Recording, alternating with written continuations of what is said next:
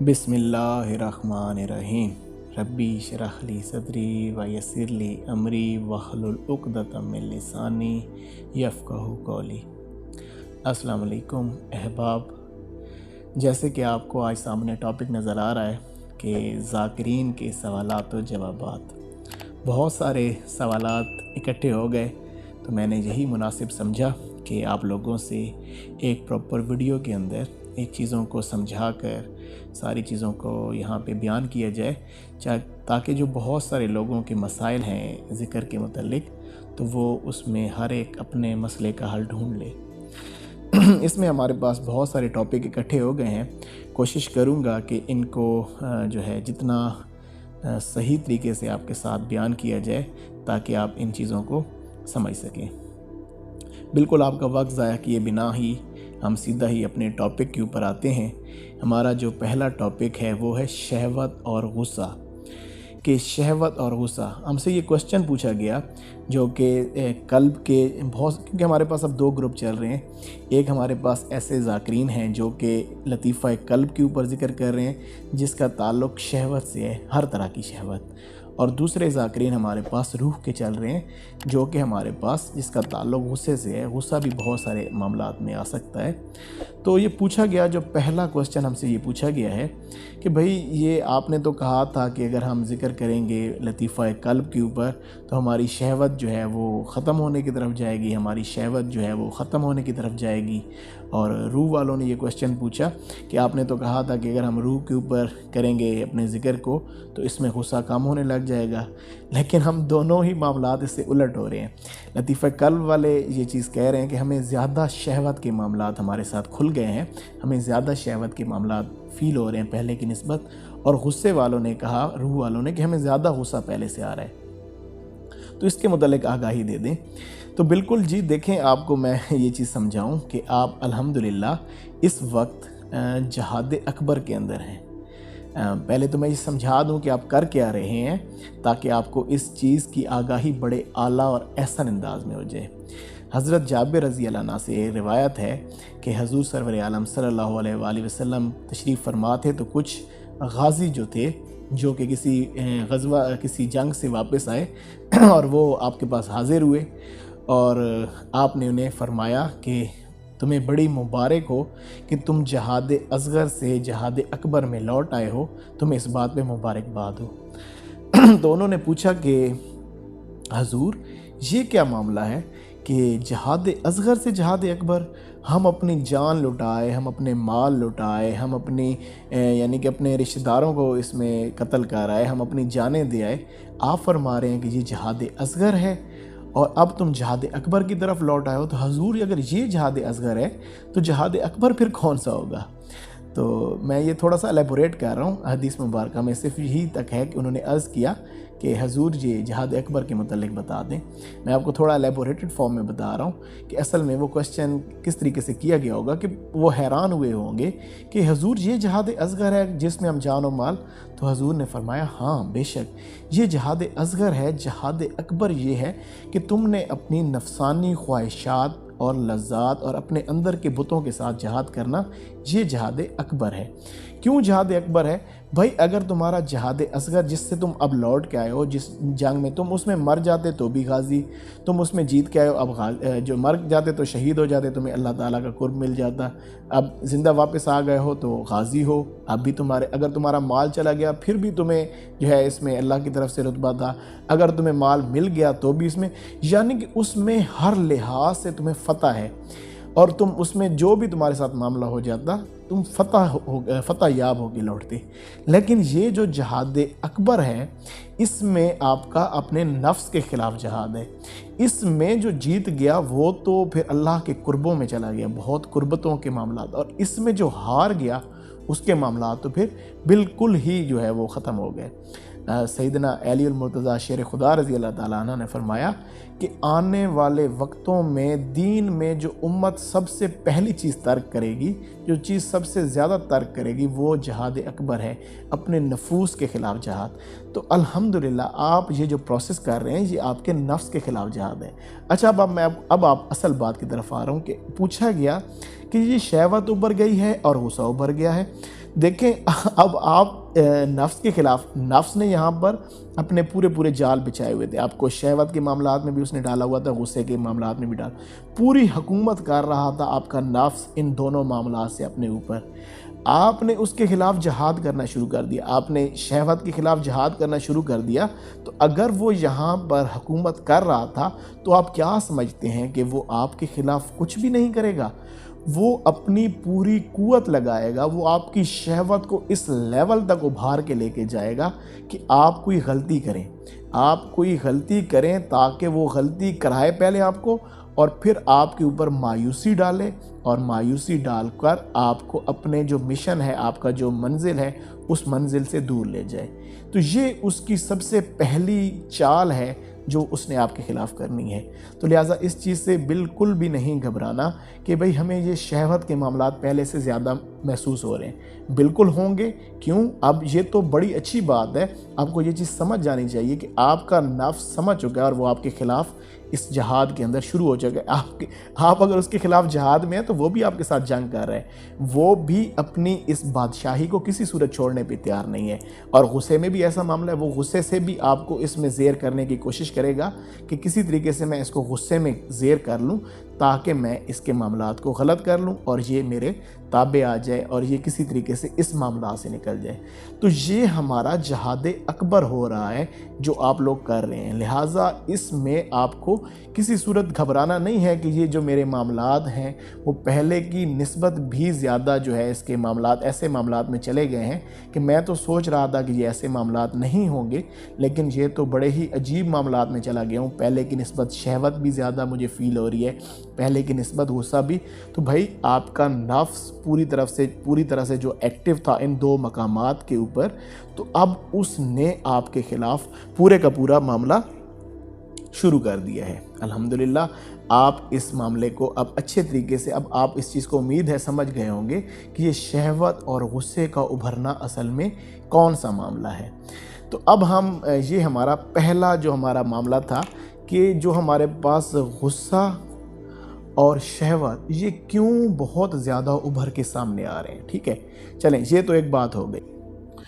اب اس کے بعد ہم اپنے دوسرے ٹاپک کی طرف بڑھتے ہیں کہ ہمارا جو دوسرا ٹاپک ہے اس کے اندر کہ لطائف میں درد فیل ہونا، یعنی کہ یہ لطائف کچھ ذاکرین کی طرف سے یہ کوشچن کیا گیا کہ یہاں پہ درد فیل ہو رہا ہے، کسی نے کہا یہاں پہ درد فیل ہو رہا ہے، کسی نے یہاں پر یعنی کہ مقام نفس جہاں سے آپ اس معاملات کو اٹھاتے ہیں، یہاں پر بھی کچھ لوگوں نے درد کی کیفیت کو بتایا ہے کہ ہمیں یہاں پہ درد فیل ہو رہا ہے۔ دیکھیں اس میں جو سب سے میجر بات ہے جو کہ جس میں بہت بڑی ہم غلطی کرتے ہیں وہ یہ ہے کہ ہم اس ذکر کو اس جو وجود کثیف ہے اس وجود کثیف کے ساتھ اٹیچڈ کر لیتے ہیں۔ ہم اپنی پوری قوت یہاں پر اس مقام پر لگائیں گے، یعنی کہ اپنی ناف سے اوپر ہم اٹھاتے ہوئے اس ناف یعنی کہ جسم کے اوپر ہم قوت لگا رہے ہیں یہاں پر لے کے، یا اس جسم کے اس حصے پہ ضرب لگاتے ہوئے اس حصے کے اوپر ہم توجہ رکھتے ہیں یا اس حصے پہ۔ دیکھیں اس میں جو میجر چیز آپ نے یاد رکھنی ہے، جو ہماری غلطی ہے، وہ ہم اس وجود کثیف کو ٹارگٹ کرنا شروع کر دیتے ہیں۔ آپ کو بالکل پہلے لیکچر میں نے یہی چیز سمجھائی تھی، ہمارا یہ ذکر اصل میں روح کا ذکر ہے، ہماری روح اس کے اندر انوالو ہے۔ دیکھیں اب جب آپ یہاں سے تصور میں سانس اٹھا رہے ہیں تو آپ اس کو اپنی روح پہ فیل کریں، نہ کہ جسم پہ۔ اپنی روح میں یہ کیفیت لائیں کہ آپ نے روح سے یہاں سے اللہ اٹھایا اور اس کو آپ نے اس مقام تک لے کے گئے، اور پھر یا آپ نے یہاں تو اس کو اس مقام پہ ناک سے چھوڑتے ہوئے ضرب لگائی یا یہاں پہ۔ اب یہ ضرب آپ کے اس ظاہراً جسم پہ نہیں لگنی چاہیے، یہ ضرب آپ کی روح پہ۔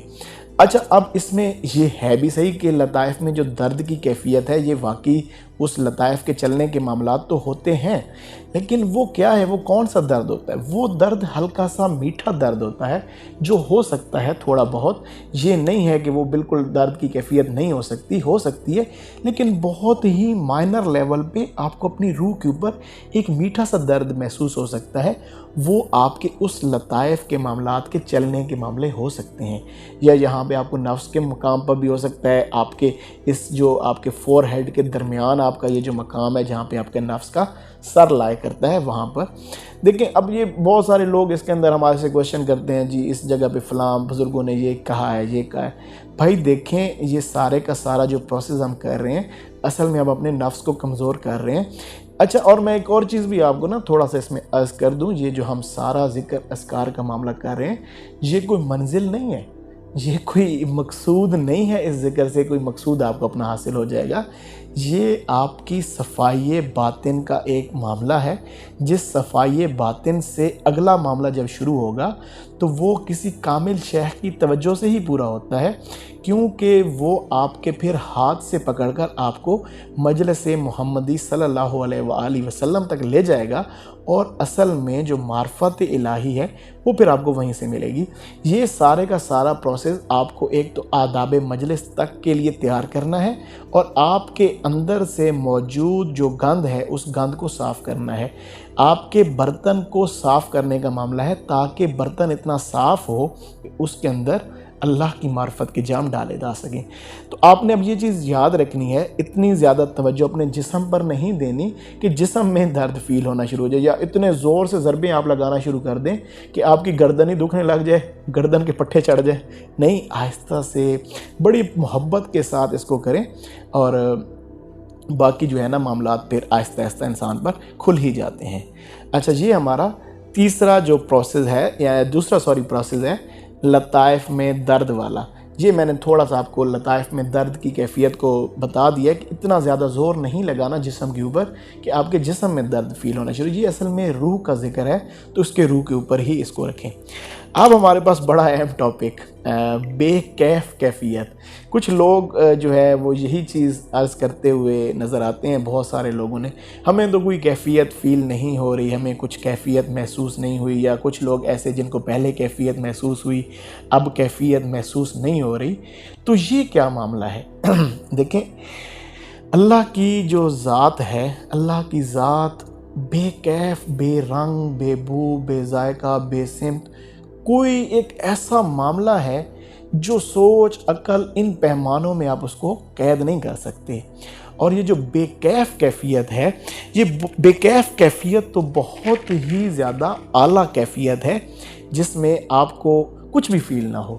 اچھا لیکن ایک اور چیز بھی اس میں سمجھ لینی چاہیے کہ یہ نہیں ہے کہ بس ایک شخص ابھی ذکر اذکار کے معاملات میں آیا ہے اس کو کوئی کیفیت شروع سے ہی فیل نہیں ہو. یہ نہیں ہو سکتا.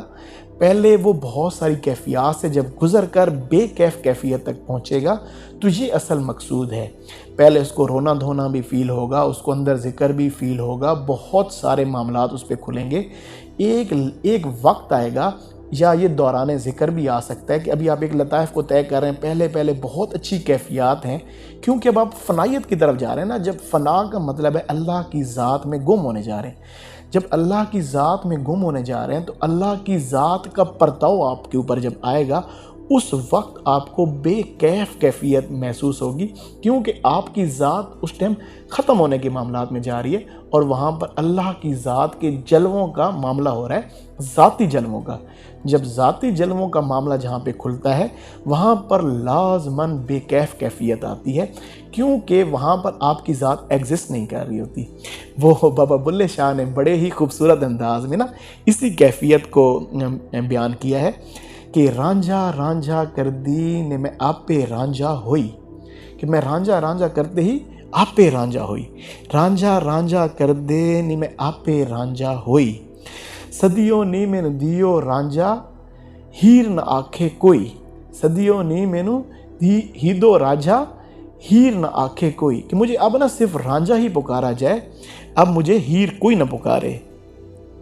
اب اگلے شعر جو ہیں وہ بہت زیادہ خوبصورت ہیں. پھر آپ فرماتے ہیں کہ رانجھا میں وچ تے میں رانجھے وچ, رانجھا میں وچ تے میں رانجھے وچ غیر خیال نہ کوئی. رانجھا میں وچ تے میں رانجھے وچ غیر خیال نہ کوئی, جس دے نال میں نیو لگایا او دے ورگی ہوئی. اللہ اکبر. کیا فرما رہے ہیں کہ رانجھا اب مجھ میں ہے اور میں رانجھے میں ہوں. میں من تن شدی تو جان شدی. اب جو ہے نا میں اور تم میں کچھ فرق نہیں ہوا, ٹھیک ہے. تکس نہ گوید بعد ازیں تو دیگرم من دیگری، کہ اب کوئی کہہ نہیں سکتا کہ تو کوئی اور ہے میں کوئی اور ہوں، رانجھا میں وچ میں رانجھے وچ، غیر خیال نہ کوئی، اب کچھ غیر ہے ہی نہیں یہاں پر، اور جس دے نال میں نیوں لگایا ادے ورگی ہوئی، کہ اب میں اس کے جیسی ہو گئی ہوں۔ اسی کو سلطان اور عارفین حضرت سلطان بہو رحمۃ اللہ علیہ نے بھی بڑے خوبصورت انداز میں فرمایا کہ الف احد جت دتی وکھالی، الف احد جت دتی وکھالی، مجھے اللہ کی ذات جب نظر آئی، از خود ہویا فانی ہو، کہ میری ذات ختم ہو گئی، قرب وصال مقام نہ منزل، نہ ہوتے جسم نہ جانی ہو، نہ ہوتے عشق محبت کائی، نہ ہوتے کوئی مکانی ہو، اینو این تھی اسے باہو سر وحدت سبحانی ہو، کہ اب اینو این ہو گئے ہیں، اللہ اکبر۔ تو یہ بڑا ہی خاص معاملہ ہے۔ میں چلیں چھوٹی سی نا آپ کو ایک اس میں اپنی ایک کیفیت بیان کر کے نا اس کو ایکسپلین کرنے کی کوشش کرتا ہوں کہ یہ کتنی خوبصورت۔ جب ہم اپنے شیخ سے دور ہونے کے معاملات ہوتے ہیں تو بڑی اعلیٰ کیفیات بعض اوقات ہوتی ہیں، اور بڑے ہی معاملات ہوتے ہیں، رونا دھونا، اور بہت ہی خاص الخاص قسم کے معاملات ہوتے ہیں، اندر کی کیفیات ہی بدلی ہوئی ہوتی ہیں۔ لیکن ایک دفعہ یہ ہوا کہ میں اپنے مرشد حضور کے پاس تھا، اور اس وقت جب میں آپ سے دور بیٹھا تھا میری بڑی اعلیٰ کیفیات تھی۔ ایک دم سے میرے حضور نے مجھے جب قریب بلایا اور انہوں نے میرے کندھے پہ ہاتھ رکھا، تو مجھے یقین جانے ایسے لگا کہ کچھ ہے ہی نہیں کائنات میں، ہر چیز کھو گئی ایک دم سے، بالکل بلینک کنڈیشن، کہ ایسے لگ رہا تھا کہ کائنات میں کچھ بھی نہیں ہے۔ میں اپنے اندر سے ڈھونڈ رہا تھا اپنی ذات کو، ارد گرد کو، معاملات کو، کیفیات کو، ہر چیز مجھ سے بلینک ہو گئی۔ میں نے کہا شاید کوئی مجھ سے گستاخی ہو گئی ہے، شاید کوئی معاملہ ہو گیا، میں اس چیز کو اپنے اندر سے ڈھونڈوں کہ میں اپنی کیفیت کو لانے کی کوشش کروں۔ لیکن یقین جانے، میرا اللہ گواہ ہے، میں آپ سے یہ فیبریکیٹ نہیں کر رہا اس چیز کو، میں آپ کے سامنے بالکل مجھے ایسے لگے کہ کچھ ہے ہی نہیں کائنات میں، کچھ میرے اندر ہی کچھ نہیں ہے۔ میں نے اپنے اندر سے اپنی کیفیت کو ڈھونڈا، میں خود سے رونے کی کوشش کروں بہت، میں نے اپنی طرف سے پوری کیفیت کو لانے کی کوشش کروں کہ یار ابھی تو کچھ دیر پہلے بہت اعلیٰ کیفیت تھی، تو یہ کیا معاملہ ہو گیا؟ تو بھئی یہ ہوتی ہے بے کیف کیفیت، کہ پھر وہ اصل میں یہ پھر معاملہ بڑا ہی خاص ہوتا ہے جب آپ، لیکن اس معاملے سے پہنچنے سے پہلے آپ اگر بہت سارے معاملات میں سے گزر کے گئے ہو تو یہ کیفیت کا معاملہ ہے۔ یہ نہیں ہو سکتا کہ آپ ڈائریکٹلی ایک بندہ ہے اس کو کچھ فیل ہی نہیں ہو گیا بھائی میں پہلے سے ہی بے کیف کیفیت، نہیں، یہ چیز معاملہ نہیں ہے۔ آپ پہلے ہر چیز سے گزریں گے اور پھر یہ چیزیں تبدیل ہوتی رہتی ہیں کہ آپ کو کبھی بے کیف کیفیت ہوگی، کبھی کچھ کیفیت آ جائے گی، کبھی کوئی، کیونکہ سارے کا سارا وہ غالباً واصف علی واصف صاحب کا تھا یا کسی کا میں نے پڑھا، اس نے کہا کہ اصل سارے کا سارا مزہ جو ہے نا وہ منزل کو طے کرنے میں ہے۔ جب منزل پہ پہنچ جاؤ گے نا وہاں کے معاملات اور ہوتے ہیں، تو منزل کے دوران جو کیفیات ہیں ان کے انسان کو مزے لیتا ہے انسان۔ اچھا، یہ آپ کا تھرڈ ٹاپک بے کیف کیفیت، یہ بھی کوشچن تھا، تو اس کو بھی میں نے تھوڑا سا ایکسپلین کرنے کی کوشش کی ہے۔ اب اس کے بعد ہمارے پاس فورتھ کوشچن آ جاتا ہے جو کہ اور زیادہ امپورٹنٹ ہے، بڑی خاص بات، وسوسات۔ تو یہ کہا گیا کہ اب ہم اس معاملے میں آئے ہیں تو ہمیں شیطان بہت وسوسے ڈال رہا ہے، بہت ہی عجیب و غریب وسوسے آ رہے ہیں۔ تو یہ کیا معاملہ ہے؟ دیکھیں، آپ اگر اس معاملے میں آئے ہیں نا، جیسے جیسے آپ کی روح بالیدہ ہوتی چلے جائے گی، جتنی آپ کی روح اعلیٰ معاملات میں جائے گی، اتنا ہی بڑا شیطان آپ کے ساتھ لگے گا۔ جتنی آپ ایمان کی بڑی کیفیت میں ہیں اتنا ہی بڑا شیطان آپ کے اوپر مسلط کر دیا جائے گا۔ کیوں؟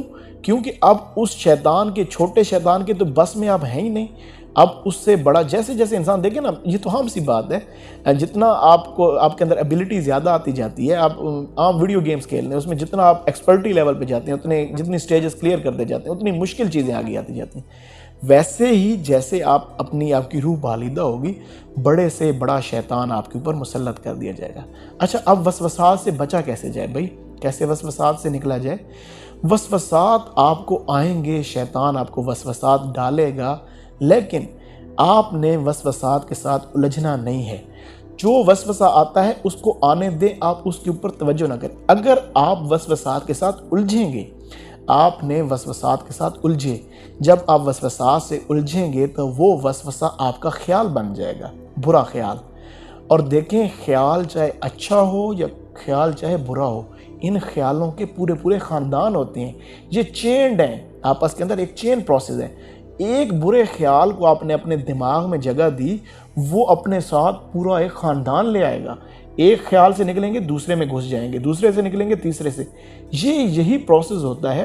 یہ وہی لوگ، اس طریقے کے لوگ بعض اوقات سائیکو بھی ہو جاتے ہیں کہ وہ اسی طریقے سے عقل کے معاملات، عقل کے گھوڑے دوڑاتے ہیں، اور عقل کے گھوڑے کو دوڑاتے دوڑاتے وہ تھک جاتے ہیں۔ اس میں تو آنا ہے ہی نہیں۔ اللہ کی ذات کیسے آپ کی عقل میں سما سکتی ہے؟ یہ اللہ کی ذات کے معاملات آپ کی عقل میں کیسے سما سکتے ہیں؟ تو ایسے ہی ہے، اگر آپ شیطان یا اس کی طرف سے ڈالے گئے وسوسات پہ توجہ دیں گے اور ان کے ساتھ مقابلے کی کوشش کریں گے، ایک خیال سے دوسرا، دوسرے سے تیسرا، کبھی بھی آپ اس چیز کے اندر اپنے سرخرو نہیں۔ آپ ایک ہی طریقہ ہے ان وسوسہ، آپ اس کے اوپر توجہ نہ دیں، آپ اس کو اگنور کر دیں۔ دیکھیں وہ ایک بڑا ہی خوبصورت میں نے کہیں بات پڑھی تھی کہ ایک شخص ہے، وہ بہت سارے اپنا بھیڑوں کا جو اس کا ہے معاملہ، وہ بھیڑیں لے کے جا رہا ہے اس کا، تو اس سامنے سے کہیں پہ کوئی کتا بھونک رہا ہو تو وہ کیا کرے گا؟ وہ اپنی بھیڑوں کو چھوڑ کے اس کتے کے ساتھ بھونکنا شروع کر دے گا کیا؟ نہیں، کبھی بھی نہیں۔ وہ تو اس کے اوپر خیال ہی نہیں کرے گا، توجہ ہی نہیں کرے گا۔ بالکل شیطان کے وسوسات کا یہی معاملہ ہے۔ اگر تو آپ اس کے ساتھ الجھیں گے تو آپ نے اپنا ہی ٹائم ضائع کیا اور اپنے ہی معاملات کو خراب کیا۔ لہٰذا یہ جو وسوسات ہیں، اگر آپ ان پہ توجہ دیں گے، اگر ایک برے خیال کو، تو یہ ایک پورے خاندانوں کے معاملات ہیں۔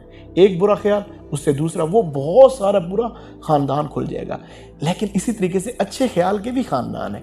آپ کو اچھا چلیں کوئی وسوسہ، آپ اس کو اچھے خیال کے ساتھ ٹیکل ڈاؤن کر سکتے ہیں۔ آپ کو اچھی چیز سوچ لیں، آپ اللہ کی ذات کے کوئی معاملات سوچ رہے ہیں، حضور پاک کے معاملات کو سوچنا شروع کر دیں صلی اللہ علیہ وآلہ وسلم۔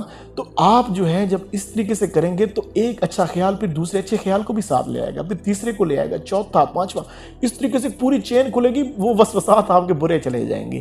تو لہٰذا یہ جو وسوسات کا معاملہ ہے، یہ بہت ہی امپورٹنٹ ہے۔ اس میں آپ نے ان کے ساتھ الجھنا نہیں ہے، بلکہ کوشش کرنا ہے زیادہ سے زیادہ پازیٹیوٹی کو سوچنا ہے، پازیٹیو چیزوں کو سوچنا ہے، نیگیٹو چیزوں کے ساتھ مقابلہ کرنے کی کوئی ضرورت نہیں ہے۔ تو یہ ہمارا 4th ٹاپک وسوسات، یہ کلیئر ہوا۔ اب آ جاتے ہیں ایک اور لاسٹ ٹاپک، حالت سکر۔ آپ کو میں نے پہلے شاید غالباً بہت ساری ویڈیوز میں حالت سکر اور سہو کا بتایا تھا۔ حالت سکر یہ ہوتی ہے کہ انسان ایک مستی کی کیفیت میں چلا جاتا ہے، انسان حواس باختہ ہو جاتا ہے۔ یہ سمجھ لیں کہ وہ گناہ، ثواب اور ان چیزوں کو سوچتے اور اس راہ کو جب سوچنے کے پیمانے میں آتا ہے نا، تو اس کے ہوش و حواس جو ہیں وہ معلق ہو جاتے ہیں، ختم ہو جاتے ہیں۔ تو وہ ایک کیفیت میں چلا جاتا ہے جس کو صوفیاء کرام حالت سکر کہتے ہیں۔ اور حالت سہو یہ ہوتا ہے کہ وہ بڑے ہوش میں ہوتا ہے، مستی میں نہیں ہوتا بلکہ ہوش کی کیفیت میں ہوتا ہے۔ وہ کیفیت میں بھی بڑا ہی ہوشیار ہوتا ہے، اس کو کہتے ہیں حالت سہو۔ حالت سکر کا تعلق ولایت سے ہے، ولیوں میں یہ چیز ہو سکتی ہے، ولایت سے اس کا تعلق ہے حالت سکر کا۔ حالت سہو کا تعلق نبوت سے ہے، انبیاء کے فیض سے ہے، ٹھیک ہے؟ یہ چیز سمجھ لینی چاہیے۔ اچھا، اب یہ کہا گیا کہ ہمیں یہ کیسے پتہ چلے ہم حالت سکر میں ہیں؟ اگر حالت سکر میں ہیں تو حالت سکر سے نکلا کیسے جائے؟ بھائی دیکھیں یہ چیز، اگر آپ اپنے حالات کو خود خراب کر رہے ہیں نا، آپ اس کو حالت سکر کا نام نہ دیں کہ مجھے غصہ آ رہا ہے، یہ چیزیں، یہ آپ کے نفس کے ساتھ آپ کا مقابلہ چل رہا ہے، آپ اس کو حالت سکر کا حالت سکر کچھ ٹائم پیریڈ کے لیے آتی ہے جس میں آپ کو یہ لگتا ہے کہ ساری چیزیں ختم ہو گئیں۔ حالت سکر کچھ ایک چھوٹا سا ڈیوریشن ہو سکتا ہے وہ 1 منٹ ہو سکتا ہے وہ 1 گھنٹہ ہو، یا بہت میکسیمم کچھ گھنٹوں کے اوپر آپ کی حالت سکر محیط ہو سکتی ہے۔ یہ دنوں میں یا مہینوں میں نہیں جاتی، وہ آپ کے اپنے معاملات خراب ہوئے ہیں، آپ ان کے اوپر توجہ دیں تاکہ ان کو وہ ٹھیک، اس کو آپ حالت سکر کے ساتھ میچ نہ کریں۔ اچھا، حالت سکر بعض اوقات بہت پرولانگ کیوں کرتی ہے، بہت زیادہ لمبی کیوں ہو جاتی ہے؟ اس وجہ سے آپ اپنے شیخ کی دی ہوئی تعلیمات کو صحیح طریقے سے اس پہ عمل پیرا نہیں ہوتے۔ انہوں نے آپ کو کوئی وظائف دیے، انہوں نے آپ کو کوئی عمل دیا، انہوں نے آپ کو کوئی کام دیا، انہوں نے آپ کو کسی چیز سے منع کیا، آپ اس چیز کو صحیح طریقے سے نہیں کر رہے، آپ اس چیز کو پرولونگ کر رہے ہیں، آپ کہ کروں گا ہاں میں بس، وہ اس چیز کو آپ نے بہت لائٹ لیا ہوا ہے۔ اگر آپ اس کو لائٹ لیں گے تو بھی آپ حالت سکر میں جا سکتے ہیں، اور پھر وہ جو ہے نا معاملات آپ کے خراب ہوں گے۔ اگر آپ حالت سکر سے، اچھا میں آپ کو بڑی اعلیٰ کیفیت اس میں بتاؤں، حالت سکر سے نکلنے کا سب سے بیسٹ میتھڈ کیا ہے؟ تصور شیخ، اپنے شیخ کا محبت کے ساتھ تصور کرنا حالت سکر سے آپ کو باہر لے کے آتا ہے۔ دوسری چیز، حضور سرور عالم صلی اللہ علیہ وآلہ وسلم پر کثرت سے درود پاک پڑھنا۔ اچھا، حالت شکر ایک اور وجہ سے بھی ہو جاتی ہے، یہ بھی بڑا ہی خاص نقطہ ہے۔ جب ہم زیادہ ذکر اذکار کرتے ہیں، جب ہم اللہ کا ذکر کرتے ہیں، کیونکہ اللہ کے ذکر سے ایک نور کریٹ ہوتا ہے، اور ایک نور کا بھی نورانی حجاب ہمارے قلب کے ارد گرد قائم ہو جاتا ہے۔ بعض اوقات لوگ خانہ کعبہ کے سامنے کھڑے ہو جائیں گے اور ان کو کوئی کیفیت نہیں ہوگی، نہ ان کو رونا آئے گا، وہ اس کو بالکل عام سا فیل کریں گے۔ تو کیا ہوتی ہے، وہ نوری حجاب ان کے قلب کے ارد گرد قائم ہوتا ہے۔ لیکن جیسے کیونکہ وہ ایک نا چیز، یعنی کہ ایک اللہ تعالیٰ کی جلالیت جو ہے وہ بہت زیادہ ہائیسٹ پیک پہ چلی جاتی ہے۔ اب اس جلالیت کو اگر آپ نارملائز کرنا چاہتے ہیں تو آپ کو جمالیت کی طرف آنا پڑے گا، اور اس کا سب سے بیسٹ میتھڈ یہ ہے کہ آپ اس ٹائم درود پاک کی کثرت کریں۔ جب آپ درود پاک کی کثرت کریں گے تو اس کثرت کرنے سے کیا ہوگا کہ آپ کے معاملات جو ہیں وہ بہتر ہو جائیں گے، آپ کا جمال اور جلال ایک جگہ پہ بڑے ہی ایبسلوٹ پوزیشن پہ آ جائیں گے، اور آپ پھر بڑی اعلیٰ کیفیت میں ہوں گے۔ کبھی آپ کے اوپر وہ ہلکا سا جلال آئے گا، جمال آئے گا، دونوں مل کے ایک بڑی ہی خوبصورت کیفیت کریٹ ہو جائے گی۔ تو یہ اصل میں معاملہ ہے۔ تو حالت شکر سے نکلنے کے میں نے آپ کو 2 میتھڈز بتائے۔ ایک، آپ اپنے شیخ کو بڑے محبت کے ساتھ تصور کریں اور ان کے معاملات کو دیکھیں، یا ان کے دیے ہوئے جو بھی آپ کو ان معاملات ہیں ان کے اوپر آپ غور و فکر کریں کہ کہیں میں وہاں پہ تو ڈنڈی نہیں مار رہا۔ اگر آپ اس میں مار رہے ہیں تو اس کو آپ صحیح کریں گے تو انشاءاللہ حالت شکر غائب ہو جائے گی۔ یا دوسرا، درود پاک کی کثرت کریں، کہ درود پاک کو زیادہ سے زیادہ محبت سے پڑھنے کی کوشش کریں۔ اس سے بھی انسان کی حالت شکر جو ہے وہ دوبارہ حالت سہو کے اندر آپ آ جاتے ہیں۔ یا حضور پاک کی سنتوں کو اچھے طریقے سے اس لیے اپنائیں کہ یہ میرے حضور نے اس طرح سے کیا ہوگا، اور وہ آپ اپنے شیخ کی بھی اگر دیکھیں نا، شیخ کے جو معاملات ہیں اگر آپ ان کو اپناتے ہیں، وہ اپنے معاملات تھوڑی کر رہے ہوتے ہیں، وہ بھی تو حضور پاک، وہ فناف رسول نہیں ہے تو وہ شیخ کیسا، وہ بھی تو حضور پاک کی تعلیمات کو اپنائے ہوئے ہوتے ہیں۔ تو لہٰذا ان کی جو عادات ہیں یا ان کو سوچنا، تو وہ اصل میں انڈائریکٹلی آپ وہیں اسی طریقے سے اللہ کے معاملات میں جا رہے ہوتے ہیں۔ اس طریقے سے آپ کی یہ حالت شکر کے معاملات درست ہو جاتے ہیں۔ تو امید کرتا ہوں کہ آج ہمارے جو بہت سارے جو اس کے سوالات جوابات تھے، کہ ذاکرین جو ان معاملات میں سے ہر ایک بندہ گزر رہا ہے ماشاءاللہ سے۔ اب آپ بہت ہی اچھے لیول پہ صوفیاء میں سے ہیں ماشاءاللہ، سارے ذاکرین ہیں، بڑے ہی اعلیٰ کیفیات کے لوگ ہیں، تو آپ ان میں سے کسی نہ کسی حالت کو لازماً فیس کر رہے ہوں گے۔ تو آج میں نے کوشش کی ہے کہ وہ معاملات آپ پہ زیادہ بہتر طریقے سے کھولے جائیں، تاکہ آپ ان چیزوں میں سے اگر آپ کسی معاملات میں ہیں تو آپ اس کو بہتر طریقے سے ان میں سے نکل آئیں۔ اور اللہ پاک نے انشاءاللہ تعالیٰ خیر کی تو ہمارا یہ سلسلہ اسی طریقے سے چلتا رہے گا۔ اور اگر آپ بھی دیکھیں، میں نے آپ کو جو بھی ہماری ویڈیوز دیکھتے ہیں ہمارے احباب جو ہمارے ساتھ جڑے نہیں ہیں، اسی لیے ہم ان کو یہ چیز کہتے ہیں کہ کم از کم آپ ہم سے جڑ کے ہمارے ساتھ ہمارا جو واٹس ایپ گروپ بنا ہوا ہے وہاں پر ایڈ ہو جائیں، ہمارے ساتھ بات چیت کر کے، تاکہ کیونکہ ایسی کیفیات، جب آپ ایسی کیفیت ہلکی سی بھی ہوتی ہے تو انسان کسی نہ کسی نفس کے وسوسے میں آ جاتا ہے، اور وہ پھر اپنی ساری کیفیت کو وہ سارا اس کو نفس لے ڈوبتا ہے۔ جیسے میں نے آپ کو بتایا اس میں پہلے اس میں کہ وہ آپ سے کوئی غلطی کراتا ہے نفس، وہ ہلکی سی غلطی ہوتی ہے، اور اس غلطی کے بعد اس نے جو مایوسی طاری کرنی ہوتی ہے نا، اچھے بندوں کی وہ وہاں پہ بس کراتا ہے۔ ہم خود دیکھیں نا، ہم آپ کو یہ چیزیں بتا رہے ہیں تو ہم ان چیزوں میں سے گزرے ہیں نا، اسی لیے آپ کو بھی گو تھرو کرا رہے ہیں کہ آپ ان چیزوں میں سے گزریں، تاکہ آپ کو ہر چیز کا پتہ ہو کہ کل کو کسی کو بتا سکیں۔ اگر آپ کو خود ان چیزوں میں سے گزارا نہیں جائے گا تو آپ کو کسی صورت ان چیزوں کا علم نہیں ہوگا۔